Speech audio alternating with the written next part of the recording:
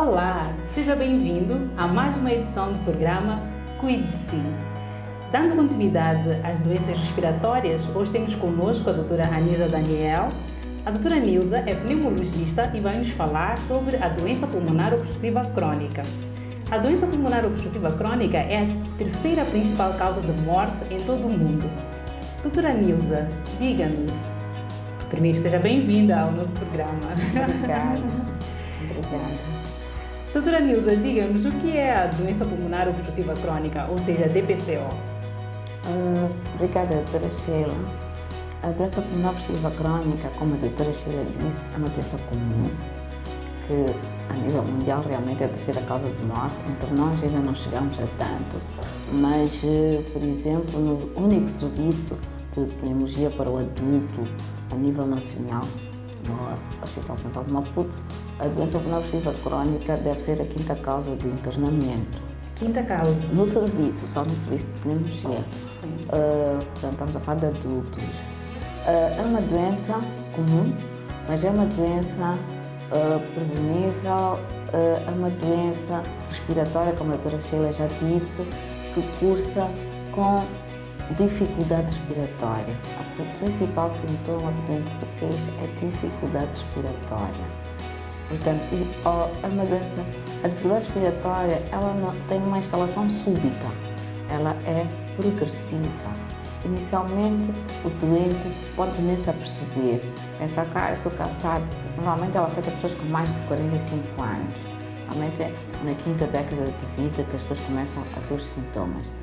E as pessoas, estou cansado tanto. Ela sente cansada com esforços que anos antes ela conseguia fazer sem sentir-se cansada, né? Progressivamente, devagar, vai aumentando esta sensação de dificuldade respiratória. Até que um dia chega, os meus colegas da minha idade, afinal, estão a andar a um passo mais rápido e eu estou para trás. E muitas vezes é nessa altura que o doente recorre ao hospital. Então, atenção ao cansaço fácil, que era inabitual e recentemente ficou frequente. E além do cansaço, cursa também com tosse. Uma parte dos doentes tem tosse seca, portanto tosse sem expectoração, mas a outra parte tem tosse produtiva, tosse com escarro, principalmente nas manhãs. O doente tem muito escarro. Tosse com escarro nas manhãs. Outra sensação de opressão, é como se o peito estivesse fechado. E o doente diz, parece que o meu peito assobia. Uns dizem parece que assobia, outros dizem parece que tem uns pintainhos. Portanto, tem pieira, chia, o peito chia. Principalmente à noite e de madrugada na fase inicial. E depois, mais tarde, claro, no estadio mais grave, o doente chia toda hora. E é audível para as outras pessoas? É audível para as outras pessoas. Sim. É audível para as outras pessoas. E doutora, quais são os fatores de risco? Quais são as causas? O que leva a essa doença? A principal causa da doença pulmonar obstrutiva crônica é o tabaco em todo o mundo. Como a doutora disse, é prevenível. É o tabaco. Portanto, não fumem, né? É a principal causa. A seguir, é a inalação de químicos inalatórios, de gases inalatórios, a indústria em que use químicos, gases inalatórios é a segunda causa. A terceira é a utilização do carvão, da lenha, portanto a inalação da fumaça, a fumaça da lenha, do carvão. Mesmo ao cozinhar normalmente? Sim, se o indivíduo cozinha num local aberto, tem uma cozinha no quintal ao ar livre, o risco é muito baixo.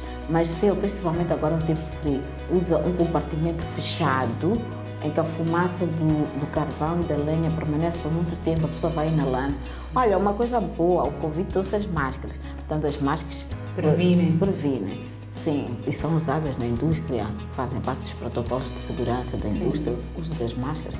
Mas há 2 anos atrás ninguém usava máscara para cozinhar. Então, num local fechado, cozinhar a carvão, a lenha, às vezes não é o cozinhar. As pessoas, em algumas zonas, no tempo frio agora, usam mesmo a lenha ou o carvão para se aquecerem à noite, num sítio fechado. Isso também pode ser um fator. Outro fator é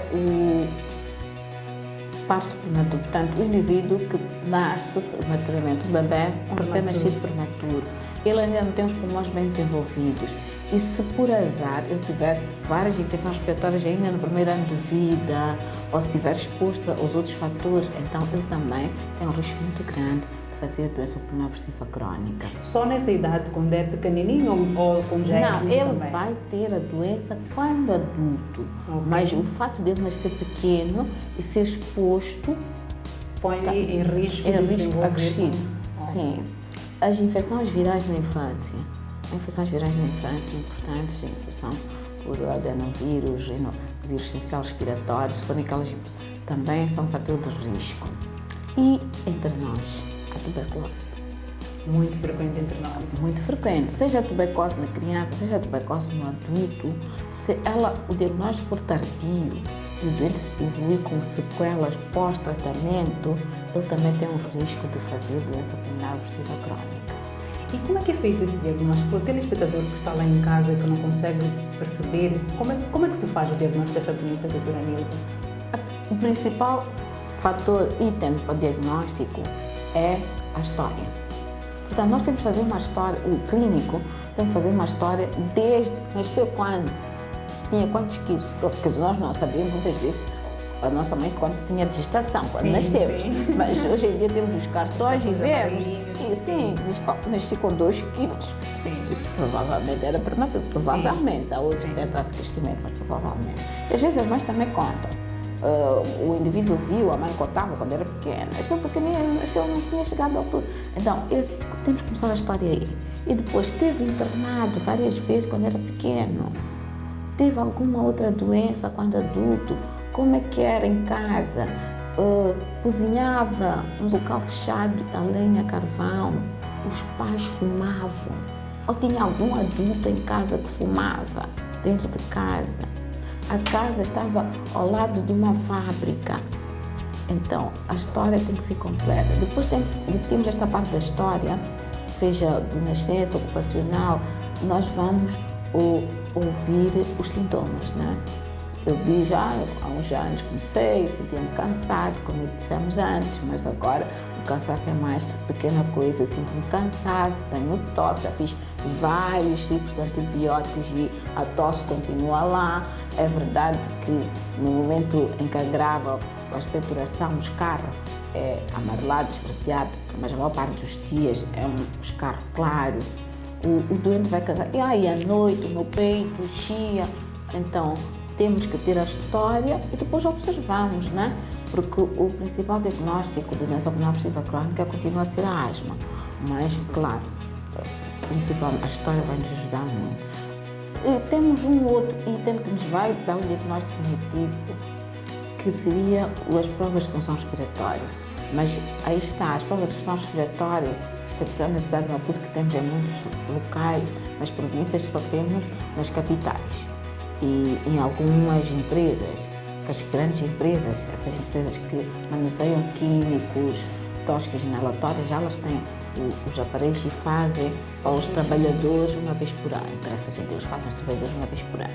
Porque temos que fazer diagnóstico, mas também, como dissemos, é prevenível.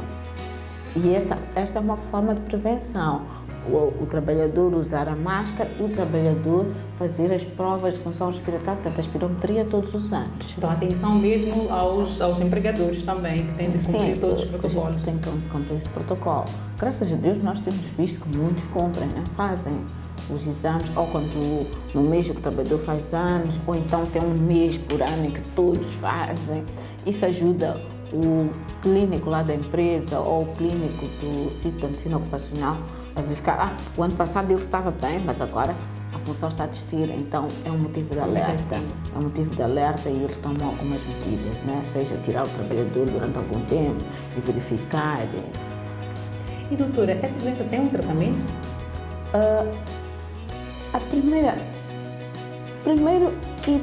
Primeiro ponto para tratamento é se fuma, deixa de fumar. Atenção, mais uma vez, deixar de fumar. Se fuma, deixar de fumar. Se trabalha para a indústria e muitas vezes esquece de usar máscara, quando o homem da biossegurança não está perto, usar máscara. da máscara, os chamados respiradores, usar máscara. Evitar, portanto, usar o carvão e a lenha em locais fechados. Tem que ser ao ar livre, completamente livre. E hoje, como eu disse, que as máscaras atualmente ajudam-nos muito, se possível usar sempre máscara. Evitar expor as crianças pequenas a este risco. Tabagismo passivo? Sim, tabagismo passivo ou fumaça passiva, evitar. Eu acho que é principalmente isso, estar atento, né? Qualquer sinalzinho, ir à unidade sanitária, porque afinal de contas já existem outras doenças também. Respiratórias que é preciso descartar. E doutora, que últimas considerações gostaria de deixar sobre esta doença, sobre a doença pulmonar obstrutiva crônica, para o telespectador lá em casa ficar mais alerta e poder reconhecer os sinais, os sintomas e dirigir-se o mais rápido possível à unidade sanitária para fazer o despiste?